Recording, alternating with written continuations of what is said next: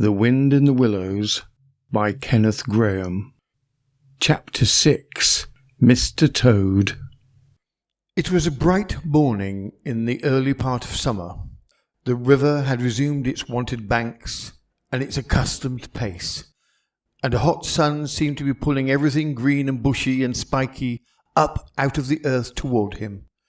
As if by strings, the mole and the water rat had been up since dawn, very busy on matters connected with boats and the opening of the boating season, painting and varnishing, mending paddles, repairing cushions, hunting for missing boat hooks and so on, and were finishing breakfast in their little parlour and eagerly discussing their plans for the day when a hefty knock sounded at the door. "Bother!" said the rat, all over egg. "See who it is, Mole, like a good chap, since you've finished."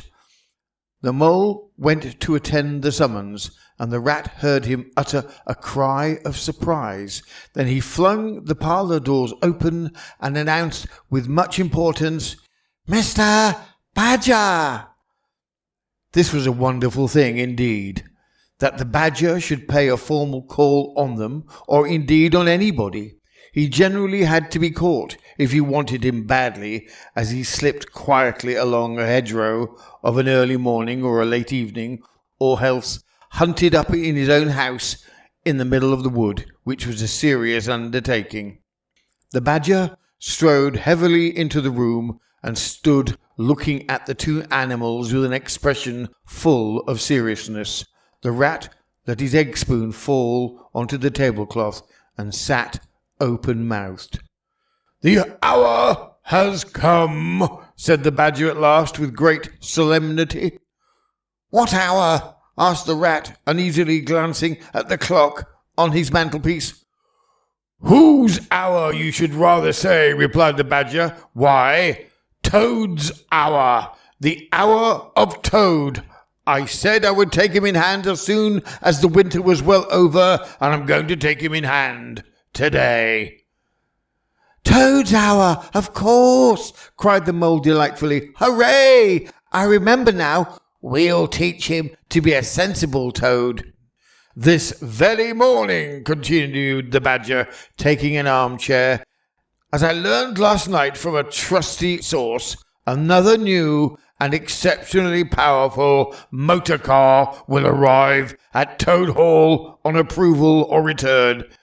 At this very moment, perhaps, Toad is busy arraying himself in those ridiculously hideous habiliments so dear to him, which transform him from a comparatively good-looking toad into an object which throws any decent-minded animal that comes across it into a violent fit. We must be up to it and doing before it's too late. You two animals will accompany me instantly to Toad Hall, and the work of rescue shall be accomplished." "Right you are," cried the rat, starting up. "We'll rescue the poor unhappy animal. We'll convert him. He'll be the most converted toad that ever was before when we're done with him." They set off up the road on their mission of mercy, Badger leading the way. Animals, when in company, walk in a proper and sensible manner, in single file, instead of sprawling all across the road and being of no use or support to each other in case of sudden trouble or danger.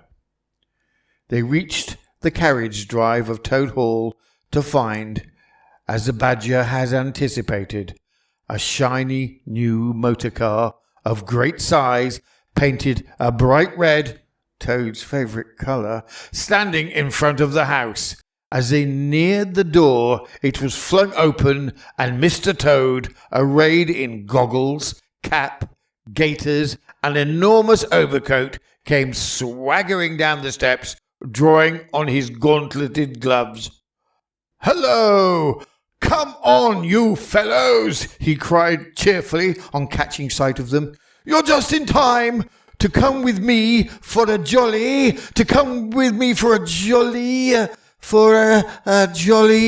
His hearty accents faltered and he fell away as he noticed the stern, unbending look on the countenance of his silent friends, and his invitation remained unfinished. The Badger strode up the steps. "Take him inside," he said sternly to his companions.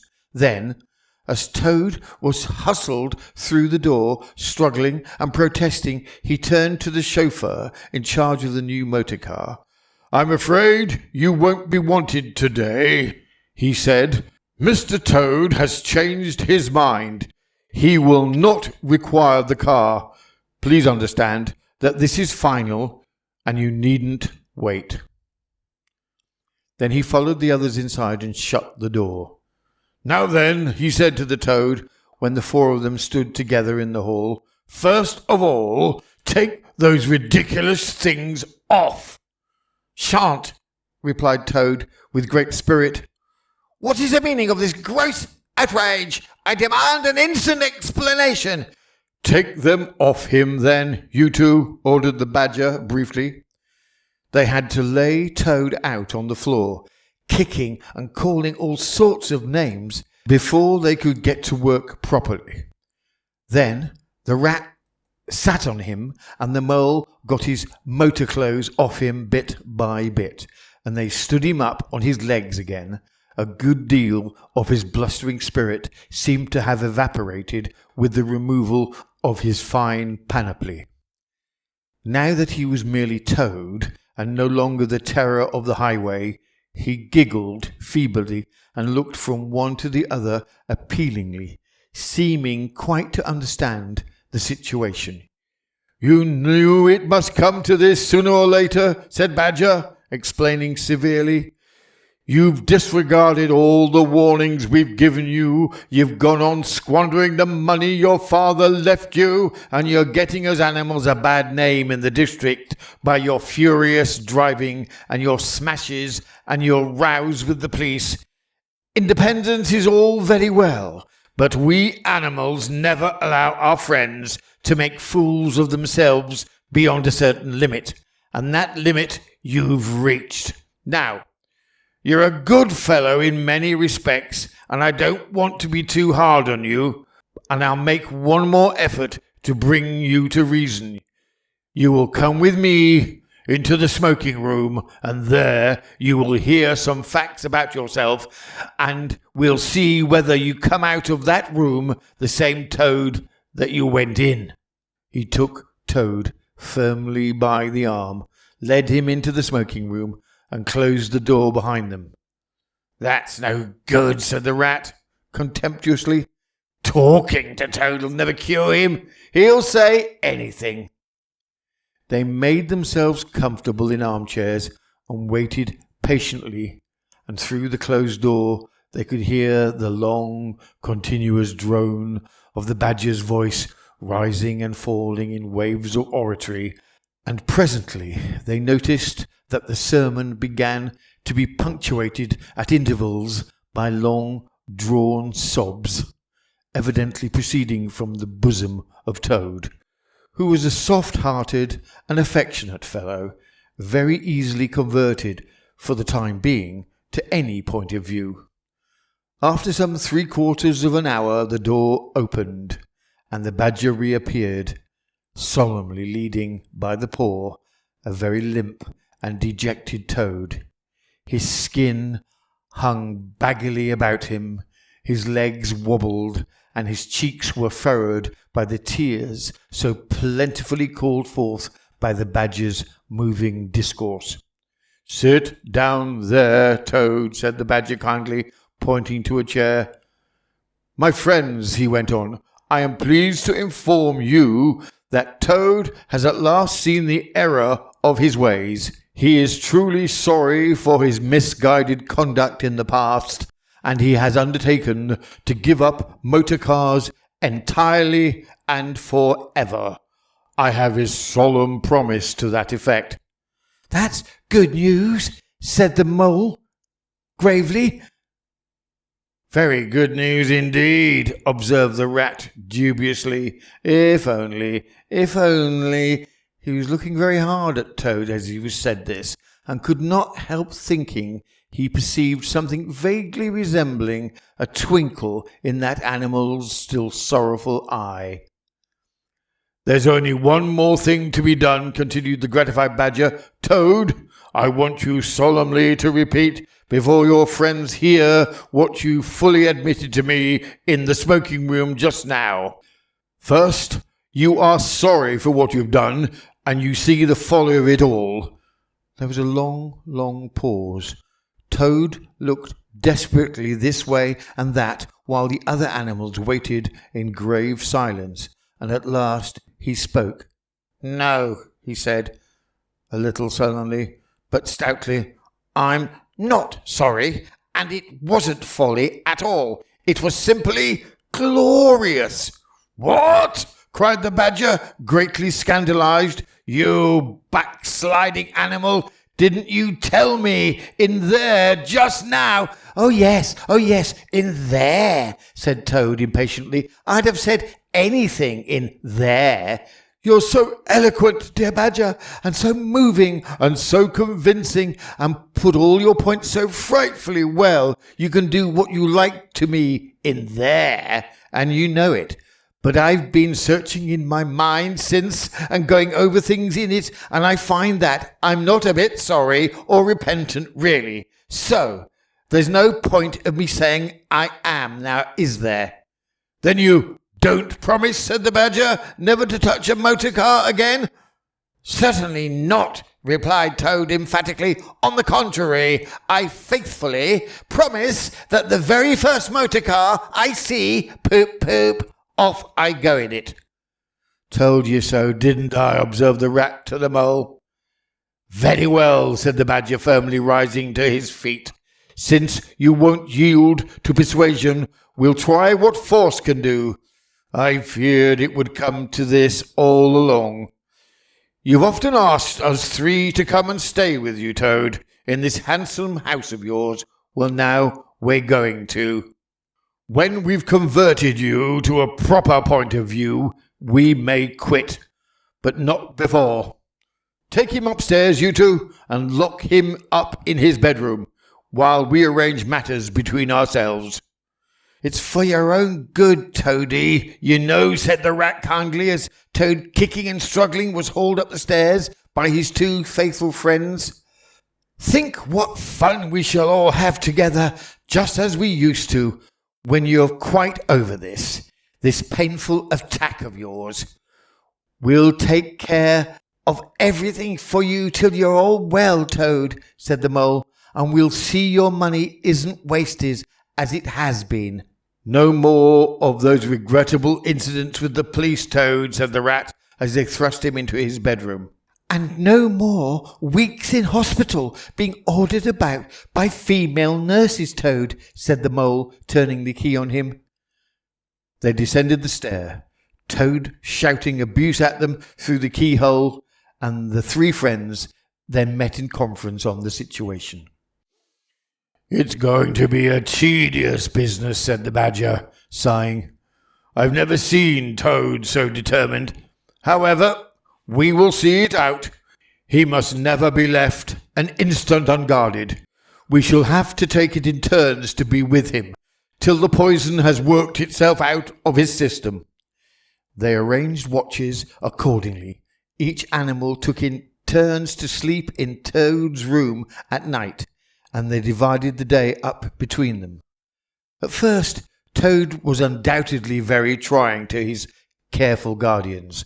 When his violent paroxysms possessed him, he would arrange bedroom chairs in rude resemblance of a motor car, and would crouch on the foremost of them, bent forward and staring fixedly ahead, making uncouth and ghastly noises, till the climax was reached, when, turning a complete somersault, he would lie prostrate amidst the ruins of the chairs, apparently completely satisfied for the moment.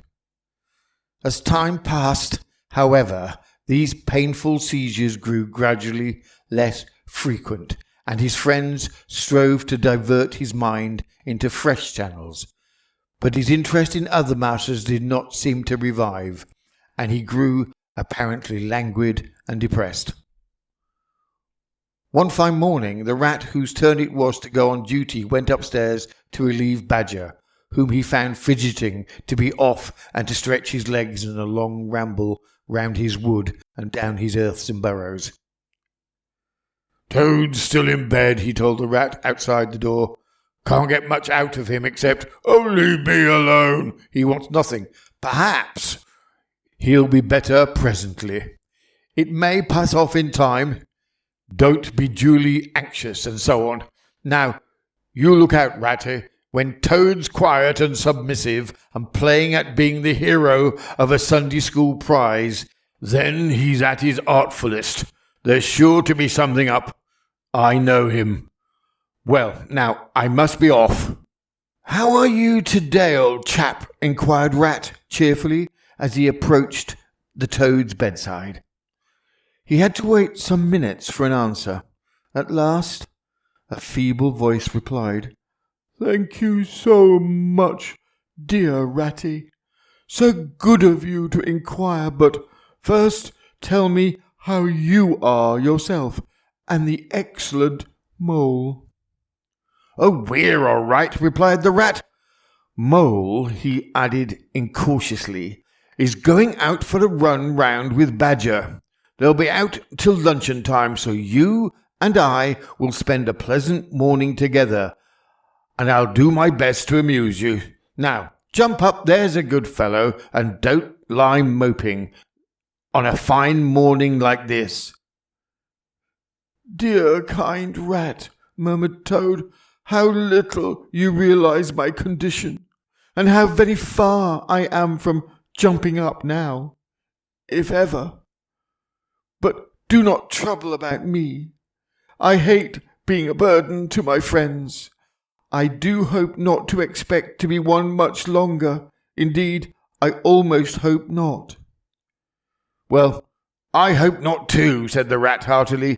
"You've been a fine bother to us all this time, and I'm glad to hear it's going to stop. And in weather like this, and the boating season just beginning, it's too bad of you, Toad. It isn't the trouble we mind, but you're making us miss such an awful lot." "I'm afraid it is the trouble you mind, though," replied the Toad languidly. "I can understand it. It's natural enough. You're tired of bothering about me. I mustn't ask you to do anything further. I'm a nuisance, I know." "You are indeed," said the rat, "but I tell you, I'd take any trouble on earth for you, if only you'd be a sensible animal." "If I thought that, Ratty," murmured Toad, more feebly than ever, "then I would beg you, for the last time probably, to step round to the village as quickly as possible, even now it may be too late, and fetch the doctor. But don't you bother, it's only a trouble, and perhaps we may as well let things take their course." "Why, what do you want a doctor for?" inquired the rat, coming closer and examining him. He certainly lay very still and flat, and his voice was weaker and his manner much changed. "Surely you have noticed of late," murmured Toad. "But no, why should you? Noticing things is only a trouble. Tomorrow, indeed, you may be saying to yourself, 'Oh, if only I'd noticed sooner, if only I'd done something.' But no, it's a trouble. Never mind, forget I asked." "Look here, old man," said the rat, beginning to get rather alarmed. "Of course I'll fetch a doctor for you if you really think you want one, but you can hardly be bad enough for that yet. Let's talk about something else." "Ah, I fear, dear friend," said Toad with a sad smile, "that talk can do little in a case like this, or doctors either, for that matter. Still, one must grasp at the slightest straw. And by the way, while you're about it, I hate to give you additional trouble, but I happen to remember that you will pass the door.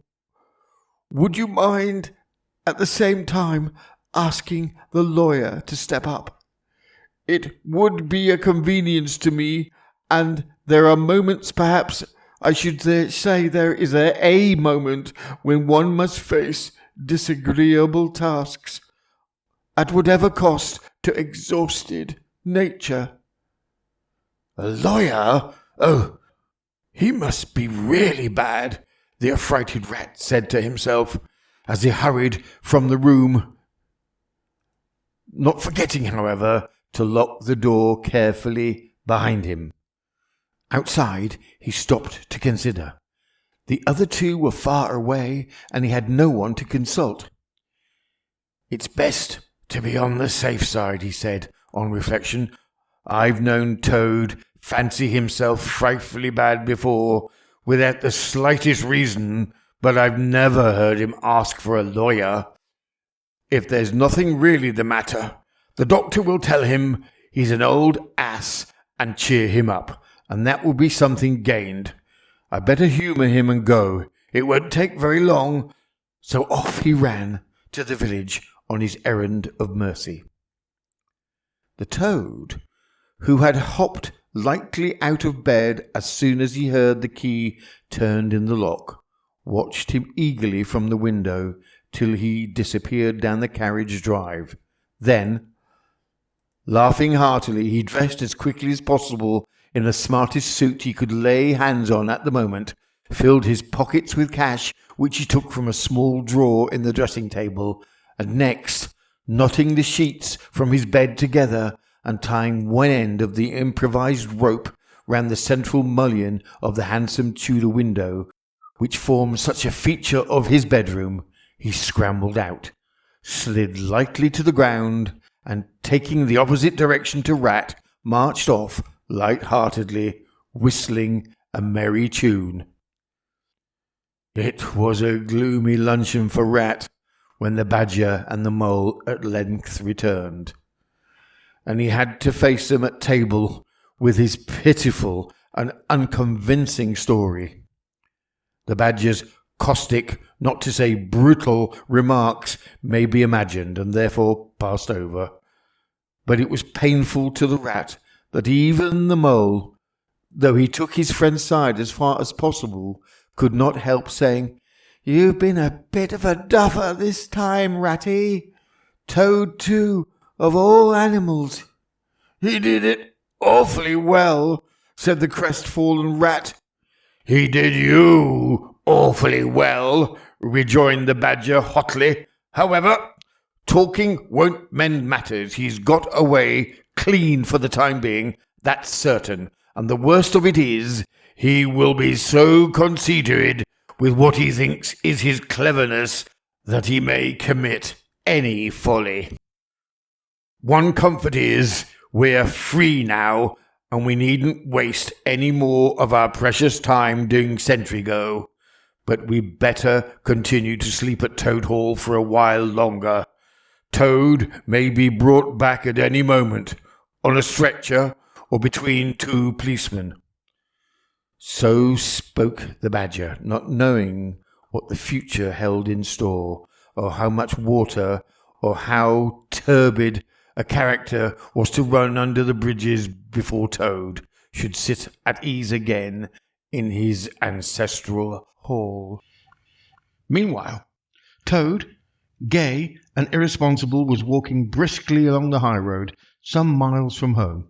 At first, he had taken bypaths and crossed many fields, and changed his course several times in case of pursuit. But now, feeling by the time safe from recapture, and the sun smiling brightly on him, and all nature joining in a chorus of approval to the song of self-praise that his own heart was singing to him, he almost danced along the road in his satisfaction and conceit. "Smart piece of work, that," he remarked to himself, chuckling. "Brain against brute force, and brain came out on the top, as it's bound to do. Poor old Ratty! My, won't he catch it when the Badger gets back? A worthy fellow, Ratty, with many good qualities, but very little intelligence, and absolutely no education. I must take him in hand some day and see if I can make something of him. Filled full of conceited thoughts such as these, he strode along, his head in the air, till he reached a little town where the sign of the Red Lion, swinging across the road halfway down the main street, reminded him that he had not breakfasted that day and that he was exceedingly hungry after his long walk. He marched into the inn, ordered the best luncheon that could be provided at so short a notice, and sat down to eat it in the coffee room. He was about halfway through his meal when only too familiar sound approaching down the street made him start and fall a trembling all over. The poop, poop drew nearer and nearer. The car could be heard to turn into the inn yard and come to a stop, and Toad had to hold on to the leg of the table to conceal his overmastering emotion. Presently, the party entered the coffee room, hungry, talkative, and gay, voluble on their experiences of the morning and the merits of the chariot that had brought them along so well. Toad listened eagerly for all ears for a time, and at last he could stand it no longer.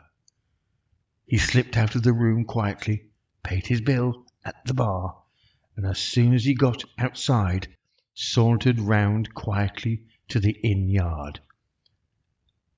"There cannot be any harm," he said to himself, "in my only just looking at it." The car stood in the middle of the yard, quite unattended, the stable helps and the other hangers-on being all at their dinner. Toad walked slowly round it, inspecting, criticizing, musing deeply. "I wonder," he said to himself presently, "I wonder if this sort of car starts easily." Next moment, hardly knowing how it came about, he found he had hold of the handle and was turning it. As the familiar sound broke forth, the old passion seized on Toad and completely mastered him, body and soul. As if in a dream, he found himself somehow seated in the driving seat. As if in a dream, he pulled the lever and swung the car round the yard and out through the archway, and as if in a dream, all sense of right and wrong, all fear of obvious consequences seemed temporarily suspended. He increased his pace, and as the car devoured the street and leapt forth on the high road through the open country, he was only conscious that he was Toad once more. Toad at its best and highest. Toad, the terror, the traffic queller, the lord of the lone trail, before whom all must give way or be smitten into nothingness and everlasting night. He chanted as he flew, and the car responded with sonorous drone. The miles were eaten up under him as he sped, he knew not whither, fulfilling his instincts, living his hour, reckless of what might come to him. "To my mind," observed the chairman of the bench of magistrates cheerfully, "the only difficulty that presents itself in this otherwise very clear case is how we can possibly make it sufficiently hot for the incorrigible rogue and hardened ruffian whom we see cowering in the dock before us. Let me see. He has been found guilty on the clearest evidence. First, of stealing a valuable motor car. Secondly, of driving to the public danger. And thirdly, of gross impertinence to the rural police. Mr. Clerk, will you tell us, please, what is the very stiffest penalty we can impose for each of these offences, without, of course, giving the prisoner the benefit of any doubt, because there isn't any?" The clerk scratched his nose with his pen. "Some people would consider," he observed, "that stealing the motor car was the worst offence, and so it is. But cheeking the police undoubtedly carries the serious penalty, and so it ought. Supposing you were to say 12 months for the theft, which is mild, and 3 years for the furious driving, which is lenient, and 15 years for the cheek, which was pretty bad sort of cheek, judging by what we've heard from the witness box, even if you only believe 1/10 part of what you heard, and I never believed more myself. Those figures, if added together, correctly tot up to 19 years. First rate, said the chairman. So you had better make it around 20 years and be on the safe side, concluded the clerk. An excellent suggestion, said the chairman approvingly. Prisoner, pull yourself together and try and stand up straight. It's going to be 20 years for you this time, and mind, if you appear before us again, upon any charge, whatever, you shall have to be dealt with very seriously. Then the brutal minions of the law fell upon the hapless Toad, loaded him with chains, and dragged him from the courthouse, shrieking, praying, protesting across the marketplace, where the playful populace, as always as severe upon detected crime as they are sympathetic and helpful when one is merely wanted, assailed him with their jeers, carrots, and popular catchwords, past hooting schoolchildren, their innocent faces lit up with the pleasure they ever derive from the sight of a gentleman in difficulties, across the hollow-sounding drawbridge, below the spiky portcullis, under the frowning archway of the grim old castle, whose ancient towers soared high overhead, past guardrooms full of grinning soldiery off duty, past sentries who coughed in a horrid, sarcastic way, because that is as much as a sentry on his post dare do to show his contempt and abhorrence of crime. Up time-worn winding stairs, past men-at-arms in casquet and corselet of steel, darting threateningly through their vizards, across courtyards where mastiffs strained at their leash and pawed the air to get at him, past ancient warders, their halberds leaning against the wall, dozing over a pasty and a flagon of brown ale, and on, past the rack chamber and the thumbscrew room, past the turning that led to the private scaffold, till they reached the door of the grimmest dungeon that lay in the heart of the innermost keep. There at last they paused, where an ancient jailer sat fingering a bunch of mighty keys. "Odds bodkins," said the sergeant of police, taking off his helmet and wiping his forehead. "Rouse thee, old loon, and take over from us this vile Toad, a criminal of deepest guilt and matchless artfulness and resource. Watch and ward him with all thy skill, and mark thee well, grey beard. Should aught untoward befall, thy old head shall answer for his, and the murrain on both of them." The jailer nodded grimly, laying his withered hand on the shoulder of the miserable Toad. The rusty key creaked in the lock, the great door clanged behind them, and Toad was a helpless prisoner in the remotest dungeon of the best guarded keep of the stoutest castle in all the length and breadth of merry England.